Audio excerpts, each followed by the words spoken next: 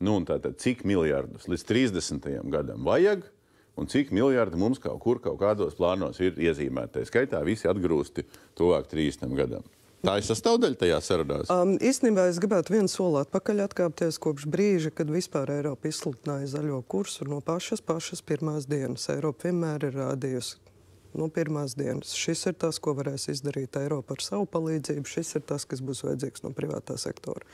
Tā kā mēs šo esam redzējuši no pirmās dienas, kad Eiropa ar šo paziņojumu ir nākusi. Mēs patiešām jūtamies ārkārtīgi pārsteigti par to, ka šobrīd cilvēki, skatoties uz laiku atpakaļ, to neredz. Un tagad, tā kā saka, ak, Dievs, kādus miljardus vajadzēs. Tas, ko es gribētu šajā attēlā redzēt, ir trešais stabiņš, kurš parāda, cik mums izmaksās visu šo lietu nedarīšanu. Vai ir realistiski, ka privātais sektors nofinansēs tās 2/3? Tieši tā.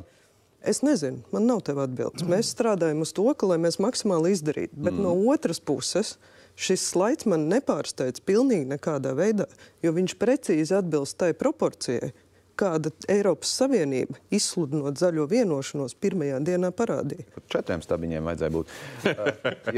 Jo tas trešais stabiņš, tas, ko nedarīt, viņš dalās 2 daļās. Viens ir par to, kādas sodas mēs maksāsim par mērķu nesasniegšanu. Otrs ir stabiņš, kādiem zaudējumiem mums jāgatavojas, ja mēs izliksimies, neredzot, ka tie plūdi nāk. Tas stabiņš, tas 4. stabiņš, kad tie plūdi nāks, viņš būs nenormāli dārgs kaut vai tikai vienā manā nozarē.